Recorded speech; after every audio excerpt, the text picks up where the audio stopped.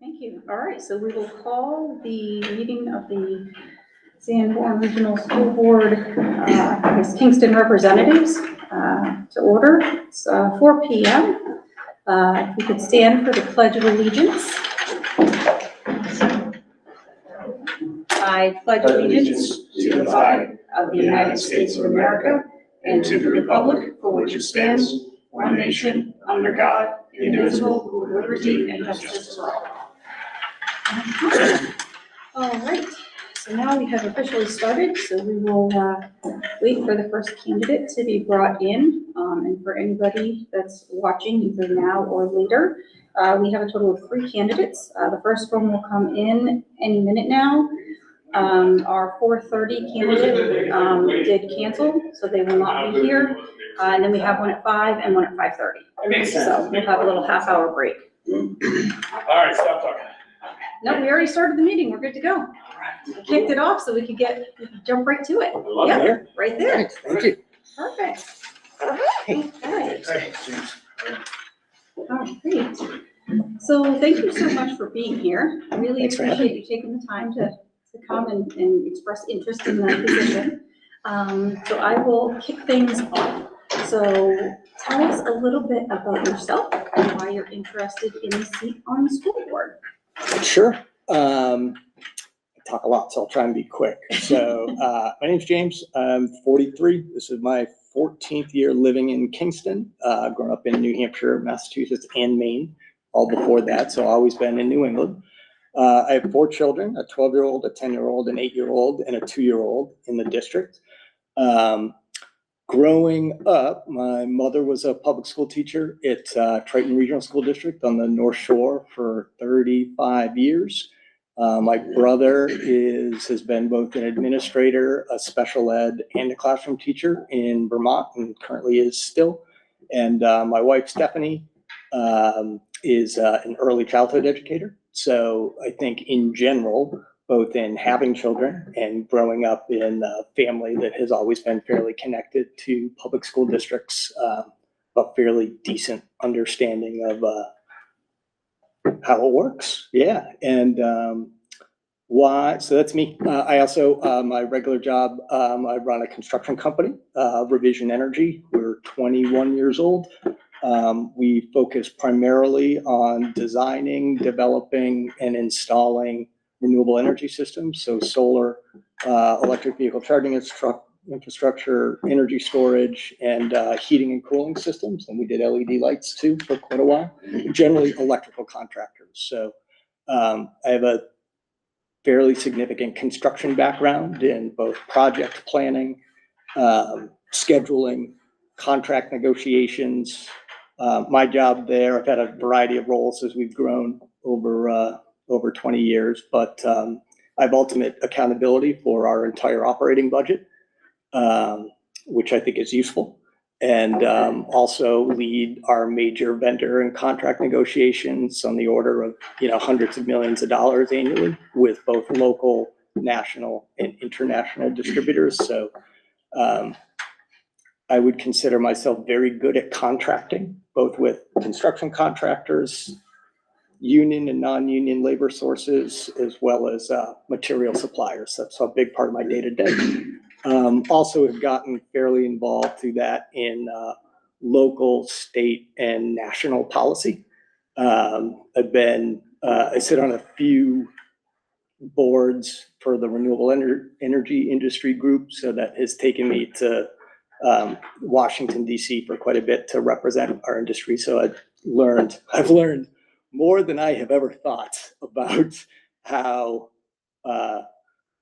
how a rule becomes a law or whatever. It's not exactly like the song from Schoolhouse Rock, but I'm comfortable in those environments. And then ultimately, I live here. I like it here. I want to stay here as both a resident, a taxpayer, a father, and a kind of professional. I think that my skill set and experience can help support our local school district and to make good decisions in a really challenging time.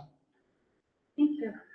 All right, so we have 3 questions, and then Rick will ask a closing question, and each of us will take a turn asking the 3 questions. Great. So the first question we have, is this appointment lasts approximately 2 months and involves budget deliberations and a superintendent search. As an interim board member filling Maura Bashaw's seat, how do you see your role during this limited term? And how would you represent the voters that elected her and add value without overstepping the authority of the appointed short-term position? Yeah, that's a great question. I do think it's useful to highlight, I have submitted paperwork to run for the balance of Moira's term. So I understand that's a separate thing, but it is my goal and intent to be consistent through 13 months at least. So hopefully that works out. I think goal one is first to really listen and understand more about where exactly the board and the administration is at. I have been trying, particularly over the past month to month and a half, to take a more active role in physically participating and joining into everything from budget meetings, town budget meetings, deliberative sessions, warrant sessions for both the town and the school, just to try and start to wrap my arms around stuff. I'm a kind of very detail-oriented person because I have to be at work. So I've been trying to kind of lead up to this, so at least A, know what I'm getting into, and B, to be useful at the beginning. So that's thing one, but primarily as a listener, because I know that I would have a lot of catching up to do. The second thing about adding value, I think I'm actually very good at hiring and vetting people. When I joined Revision Energy, I was, I think, employee number 31. We now have 440-ish. So I've been involved in the hiring, training, mentoring, vetting of literally hundreds of people, and in both a variety of different ways. So that's a thing, a skill that I think I have. And I think the school board's opportunity to hire a full-time superintendent is one of the most impactful choices that we will have in the next at least 5 years, maybe longer, of this district. So it feels like a good time. Thank you. Thanks, Don. All right, it's on to me. James, thanks for being here first and foremost. Of course. This is public service at its absolute finest. The risks are great and the pay is low. Yeah. So thanks for being here. Yeah. All right. So my question is, during the next 2 months, the board will face time-sensitive decisions with incomplete information. Can you describe how you approach decision-making when consensus is difficult and timelines are tight? This is my life. One of my favorite books is called Ready, Fire, Aim, and I force all of my direct reports to read that book. And it's actually written by a local former contractor who founded Procon, a local construction company. But the general concept between Ready, Fire, Aim is preparation is important and really critical. And you have to gather as much relevant information as you possibly can. And then you have to make your decision with the best stuff you have available. So that's now the fire part, right? Because if you wait until you have all the required or all the desired information to make a decision, you will inevitably be too late, and speed matters, right? And then you have opportunities to aim after you've made your choice to readjust or influence things within the realms of the decisions you've already made. So I'm very comfortable in that type of environment. I think when I have to do all the personality tests and whatever, because our company's insurance company makes sure that we're not crazy. But I'm what's called a fact-finding quick start, which is actually like a fairly unique combination of personality skill sets where you can be both very detail-oriented, but then gravitate to making quick decisions and then just figuring it out. And come join me on a job site someday or at bid time or whatever, and I'll show you how we do that in practice. But I'm very comfortable and not at all concerned about that. And I also think explaining, so the last part of the question I think was consensus building, right? I think explaining to all relevant stakeholders what you know, what you don't know, and why you're making the decision you are with the information you have, and as much as you can, clearly identifying risks on either side or milestones where you might be able to readjust is, I think, important. Yeah, I can talk for hours about that if you'd like me to continue. So if I can do one quick follow-on. Yeah, please. So what about when you can't explain why you can or can't do something?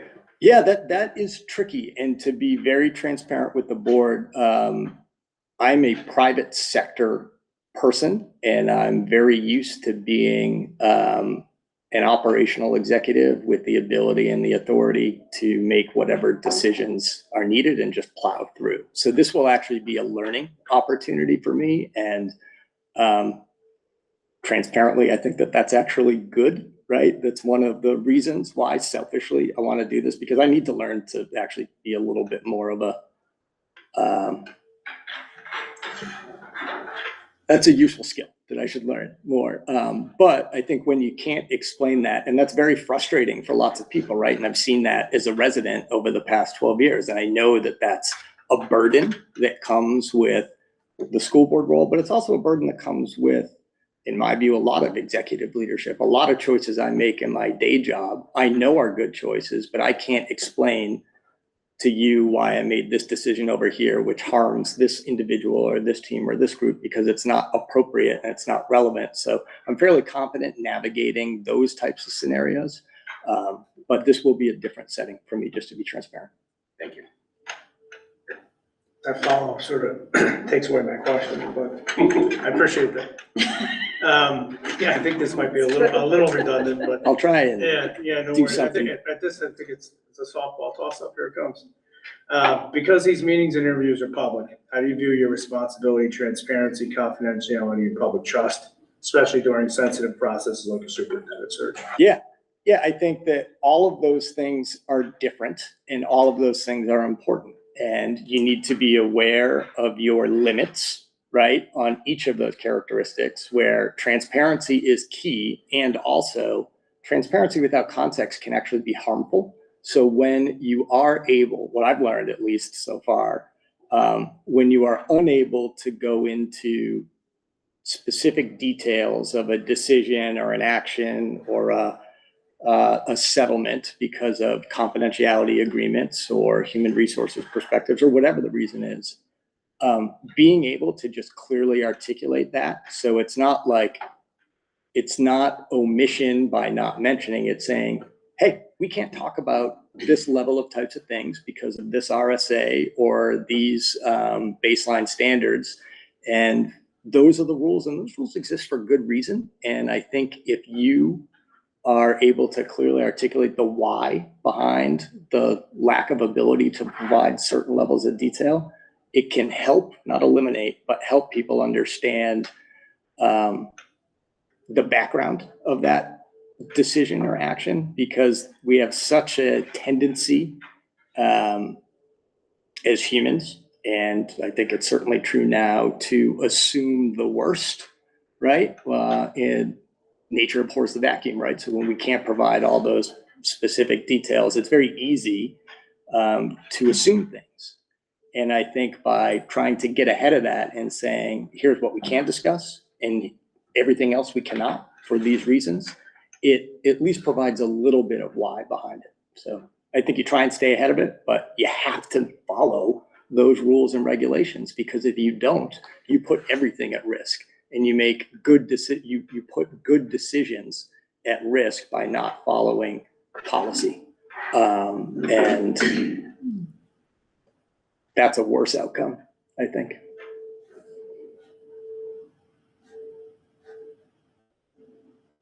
Okay, thank you.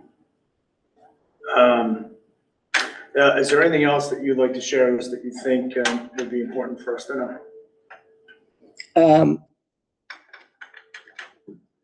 I think that I would be very good at this. It's been something I've been considering for a long time. And I have been unable to dedicate the time commitment that you all have, as you guys know better than I think most. This is, you said it pretty eloquently, Jeremiah, a high cost and low reward position. And this particular moment in time, with budget stuff, with policy stuff, with society stuff, and then my own children, feels like a really impactful time to get involved. And this feels like a spot where I can do that. I've dedicated actually most of my life to doing things in the energy world and construction world, which make an impact. And this is a way to hopefully make a little bit of positive impact in the town that I live in. All right. Thank you very much. All right. Thank you for your time, guys. Really Thanks for appreciate coming you in. All right. I coming out. appreciate it. Thank Thanks, you. Jamie. I'll see you later. Good luck. All right, so we are back. Sorry, I got out of my screen. I apologize for that. Here we go. Okay, so thank you so much for being here. Thank you for having me. Really appreciate having you. You showing interest in this position and taking the time to come and talk with us. So I will start, ask you to introduce yourself, and then we have 3 questions. Each one of us will take a question, and then Rick will ask you a closing question. And so I guess we'll get started if you're okay with that. Sure. Okay, fantastic. All right, so tell us a little bit about yourself and why you're interested in the seat on the school board. Okay. My name's Kathleen Gravel. I am a Kingston resident. I am a mental health counselor. I have 2 kids in the district, 8th grader and a 5th grader. I've been on PTO since my kids were in kindergarten. I've always wanted to be involved in what they were doing in school, how the schools were operating, what I could do to help.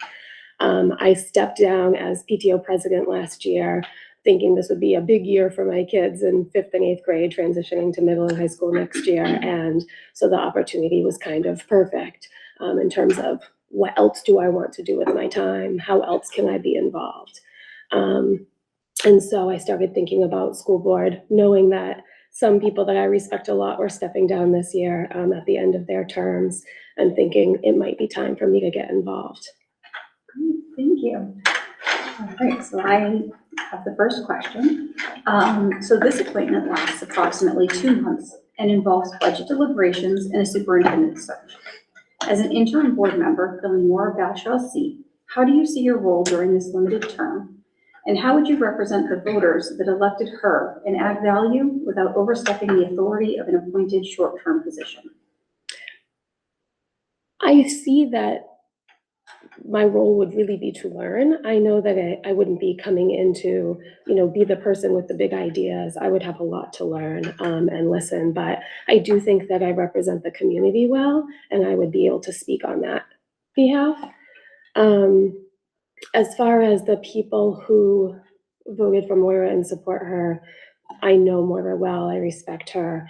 I think we share a lot of the same values. I would like to think that Moira's supporters would be in good hands with me. Fantastic, thank you. Good evening. So just like I said to the last individual, thank you for being here. This is it's public service at its very finest, and so I appreciate you taking your time out and showing your interest in being here to talk with us. So thank you.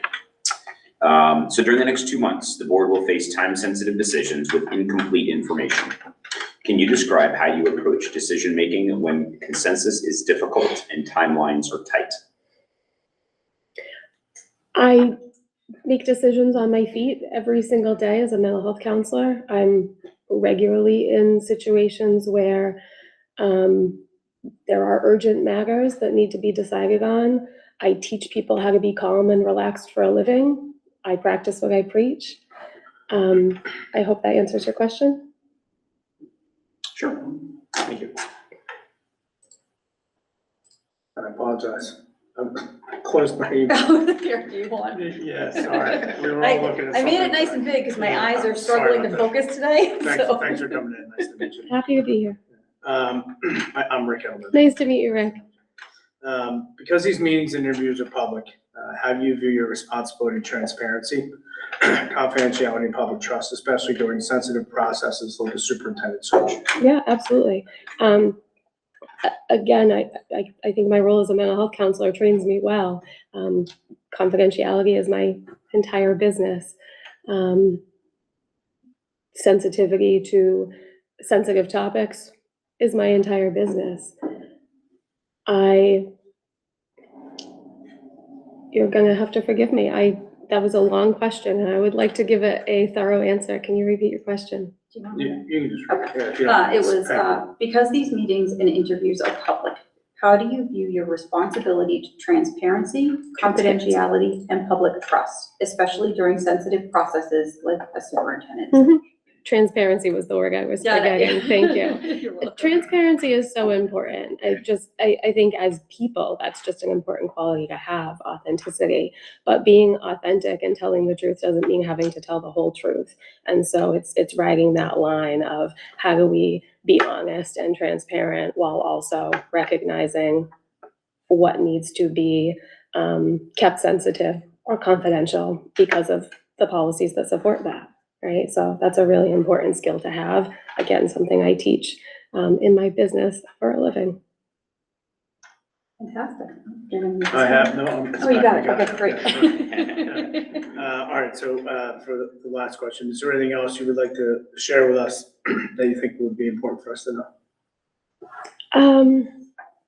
I would not know where to begin, but I think it's important to have somebody serve who feels passionate about the role, both about the serving aspect as well as about the education of our kids and, just the importance of the schools in our community. I see myself as a person who fits that description. Fantastic. Well, I think that was all the questions we had. So we really appreciate you taking the time to come out, and we're grateful for people that really want to step up. So thank you so much for being here. Thank you, and thank you for all the time that you dedicate to this as well. I know that it's a lot more on your end than me being here right now. It's a little bit. We'll It's a little bit of time. We'll see, maybe. You might learn how much time. In due time, in due time. Thank you very so much. Thank you.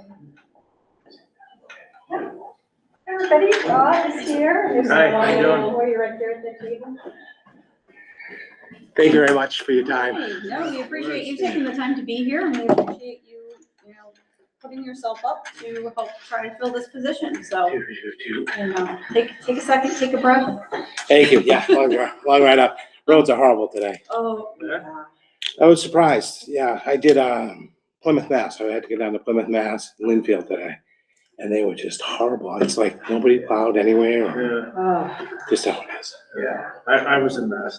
My corporate office is there, so it seems it gets worse as you go down south. Like, as soon as I hit Plastow, it seemed like it was bad this morning. 95 all the way down to, I think, Topsfield was one lane. And that was like 8:30 this morning. Yeah. 101, it just kept, they could just. GPS signal lost. Sorry. Accident. I was like, oh. We're gonna ask everyone to keep their phones off. Thank you very much. All right. Let's see. There we go. There we go. Excellent. All right, so thank you for being here again. So I will start with the first question, or I guess kind of a little introduction, and then each of the members here have a question for you, and then Rick will close. Excellent. That's kind of the format we're going to follow. So to start, I've already told you 3 times now, thank you for being here. But if you would like to tell us a little bit about yourself and why you are interested in this seat on the school board, and what to do. Excellent. My name's Rob Trisolo. I live here in Kingston. I've been here for, 7 years now. I do have many children, 7 of my own, and I'm raising 2 grandchildren. Sorry, I'm a terrible public speaker, and I tend to get a little emotional. I've been following education for 30 years, and intensely at that moment. I mean, from No Child Left Behind to our current status at this moment in time, I think that public education is headed in the wrong direction at this moment in time. And I think with the dismantling of the Federal Department of Education, that we all now have an opportunity to maybe explore different routes. One of those routes that I see in the future is maybe returning to what I call classical education. I've seen so many different things change education over the course of the last 30 years, where I wonder sometimes how a teacher can teach English and a teacher can teach math. For example, changes of curriculum, I find that to be problematic. I remember schools being a book and a teacher and a chapter. And I personally think children learn better at that point compared to, let's change the curriculum every single year. I think that's the wrong direction to go with this. And I was in a couple weeks ago and I mentioned wraparound education. I think I sent videos that will forward to you today. That is the push of one way in wraparound education, which sounds good, but it again leads back to how do you get an English teacher to teach a child English when at the same time they're trying to teach SEL wheel or handle the family problems or handle that. And I understand those are all problems with the school and I think they should be dealt with, but I would like to see teachers be able to teach English. I would like to see a math teacher just be able to teach math. And I would like those curriculums to stay and be implemented so they didn't change every year, because they get kids for 35, maybe 40 minutes a class.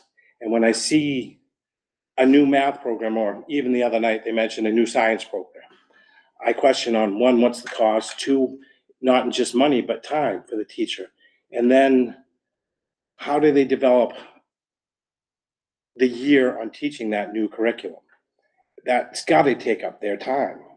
I think that if they return to classical education, where you have, I think, Rand McNally or McGraw-Hill, they have textbooks. We get a textbook, we give it to a teacher, they start at chapter 1, they spend the year teaching through the chapter, and I believe kids will be able to learn better. It's the other things I see entering the classroom that, again, moving forward, make me a little nervous. The wraparound education, I understand it and I see the problems, and especially in the world today, there's a lot. But when you start looking at that, the first thing that bothers me is, again, what's the time on the teacher in the classroom? Are they going to be able to educate? And of course, then the flip side to that is, what's that going to cost the taxpayer? And I think you saw at the meeting the other night, $40 million was a lot for people to, 1,300 kids, $40 million, people are starting to wonder. And even if, as I mentioned the other night, inflation impacts the school, but it is impacting the taxpayer as well. And when we start to go in that direction, you start talking about psychologists and dentists and hair and family therapy, and those are the staples of wraparound education. What does that cost the taxpayer? And again, more importantly, what does it cost the teacher and the school system in time and implementation? And I think that is the wrong direction. I'm interested in maybe taking a look at returning back to, like I said, classical education, where you have a teacher and a book and they go chapter by chapter. Once you accomplish something like that, then you can start to look at other things. I mean, I really honestly believe you want to fix the world, you got to fix the schools. And I think the schools are being broken more and more every day. And that's why I'm here. All right, thank you. All right, so I have the first official question. This appointment lasts approximately 2 months and involves budget deliberations and a superintendent search.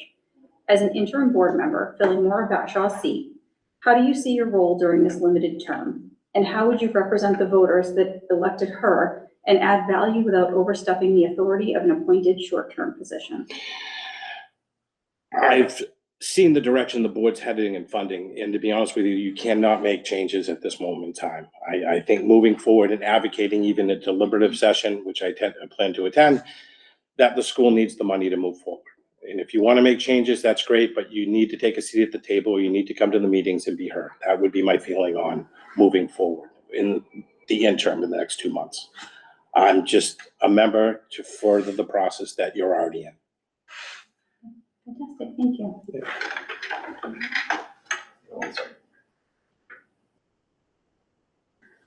Robert, nice to meet you. Jeremiah Holtz. Nice to meet you. As I said to all the candidates that have showed up tonight, thanks for being here. This is the epitome of public service right here. High risk, little reward. Personally, you know what I mean? I do. So thanks for being here. I appreciate it. So my question to you is, during the next 2 months, the board will face time-sensitive decisions with incomplete information. Can you describe how you approach decision-making when consensus is difficult and timelines are tight? I like to first apply a bit of common sense in a quick decision. And then I like to apply what I've already know if I'm going to make a quick decision. And as I mentioned before, I followed education very closely, and that's how I would come to a decision. And again, keeping in mind that you guys are already in the middle of a process, and I'm not here to upset that.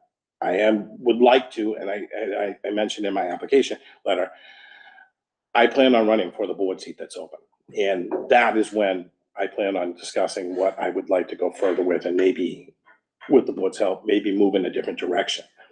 In the short term, in the next 2 months, I would just be here to advocate for decisions you've already made, because you've already made those decisions. It's like being new to town, okay? I'm new to board, and I appreciate the work you've done, and I would advocate those for positions at that point. After that point in time, and again, I think I want to be open of where I would like to head. Thanks. Excuse me, Rick Edelman, live in Kingston as well. Thanks for being here. Pleasure to meet you. Because these meetings and interviews are public, how do you view your responsibility to transparency, confidentiality, and public trust, especially during sensitive processes like a superintendent search? I think last year's problem were a good example of confidentiality, and I think that was a problem you all ran into, unfortunately, that the public didn't understand. There are certain things you can't say, and you're bound not to say, and you have to keep those personal. I completely understand that process and wouldn't divert from it at all. You don't go onto Facebook to advocate something when you're sitting on a board. You discuss it with the board, and the board comes up with a decision, and if there needs to be a public message, then that public message goes out.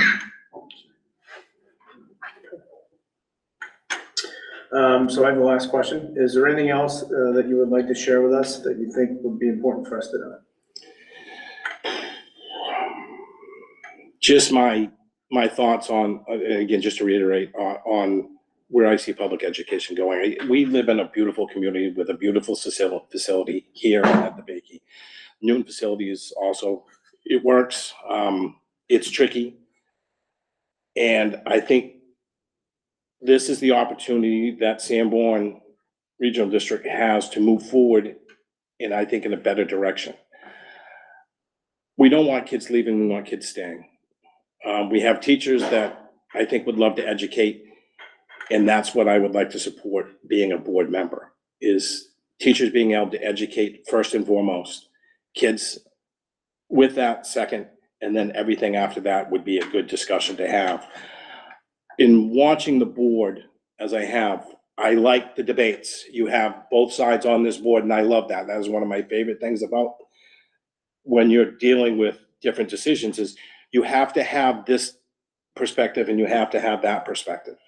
And I'm open to all perspectives. I like to listen to one of the best things I ever learned in my entire life was in the community I used to live in. I used to live in Amesbury, and for the life of me, I could not figure out why do we have two vice principals? Why are there two vice principals? We're spending $140,000 a year on two vice principals for a school that has 400 kids, not even, maybe 3, I think, was in the school. And then I actually sat down with one of the vice principals. I'm like, why?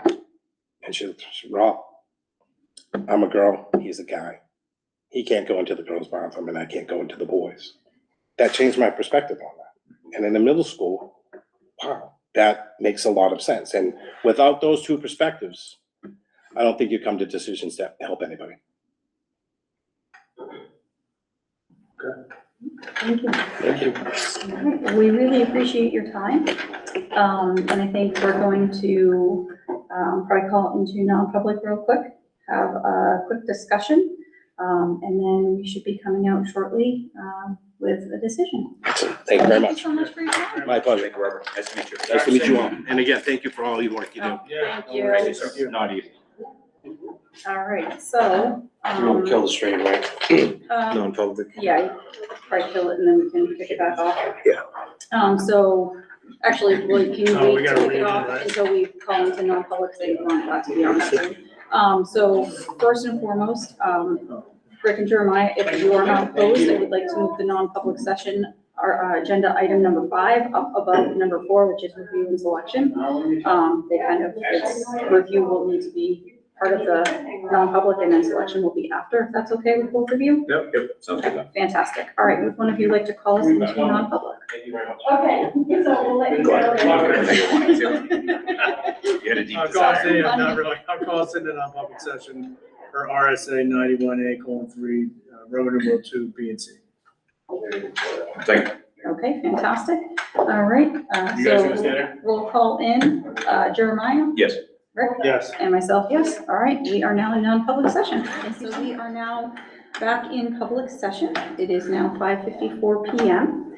And I really want to start off by saying thank you to James, Kathleen, and Robert for all putting themselves out there. Community engagement is so important.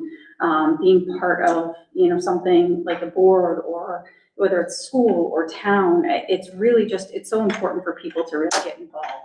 And so the fact that the 3 of them volunteered to try to step in a very short time frame and learn an awful lot of information and be part of some really big things, that's a really big thing for them to do. So really a huge thank you to all 3 of them for doing that and offering to step up.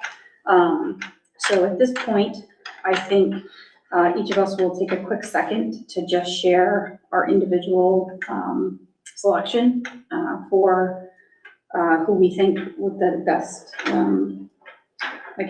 replacement for Morris' seat would be. So personally, I think James Hasselbeck would be a great fit for the next 2 months. And potentially moving forward, we'll see. All 3 of them said they were going to put their hat in the ring, so I think that's fantastic, and I think they all should. But for the next 2 months, something that I was looking for is really to have somebody that could fill the spot that Maura was leaving. The voters voted for her because of who she was as a person.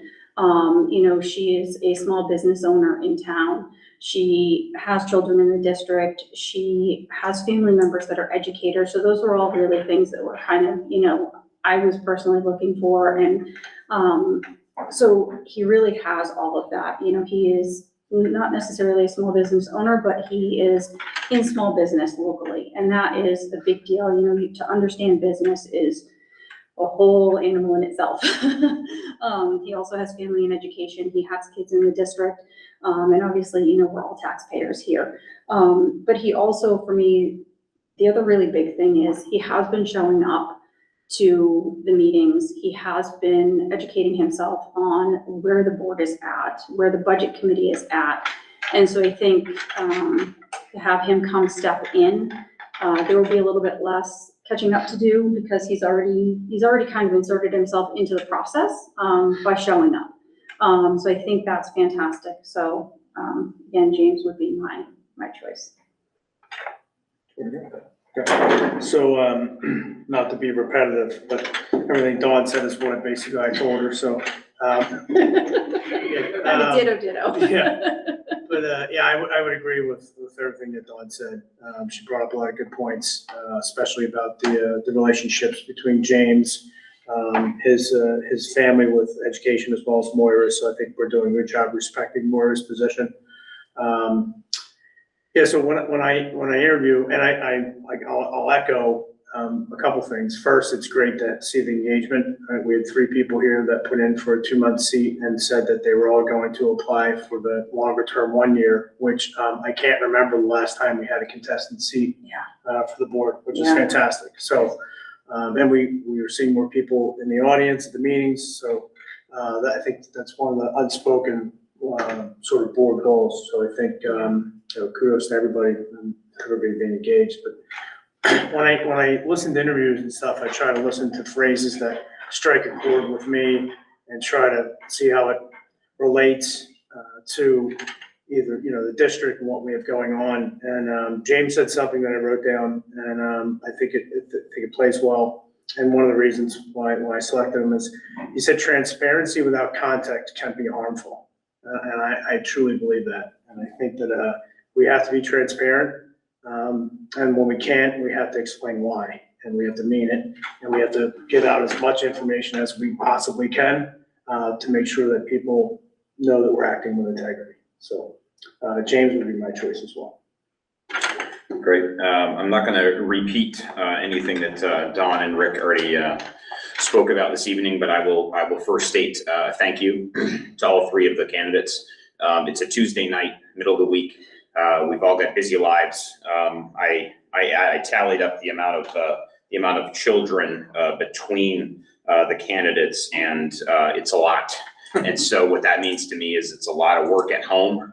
There's a lot of homework that needs to be done. There's dinners to be cooked. There's a lot of things to attend to, and we had three candidates willing to come out and sit in front of us and have a conversation and share what's on their heart, and that means a lot. And so first and foremost, thank you for that. And I will echo the appreciation that I have, because it takes a lot to step out of your comfort zone, step into one of these seats, and we are in the middle of a lot. And for the three candidates who came tonight, I'm grateful for you stepping up. I also share the same selection as Dawn and Rick for James. And I think when I look at candidates, it's the right candidate at the right time. And I think it's a short term, as we spoke with all of them, it's a short-term seat. It's more a seat, and we've done a good job explaining why we think James is a good fit for that. And I also think he's the right person for this 2-month seat. And I will look forward to seeing all of the candidates apply for the longer seat. And like Rick, I wrote down that same quote, so I won't repeat that one. James said one thing about himself that I thought was very fitting for this seat, and that is that he is a fact-finding quick start. One of the profiles that he did with his company, that's how he was identified, and that's really the person that we need right now, is somebody who is willing to find facts to get to the bottom of things, and it's not going to take a long time, hence the quick start. And so I think James is the right person at the right time, and I will look forward to working with him alongside of us on the board. So for everyone who applied, and for those of you that are watching and listening. All right, so I think it was unanimous. James will be the representative to replace Nora and finish out her 2 months. So there is no other business on the agenda, so we will adjourn the meeting. It is 6:01 p.m.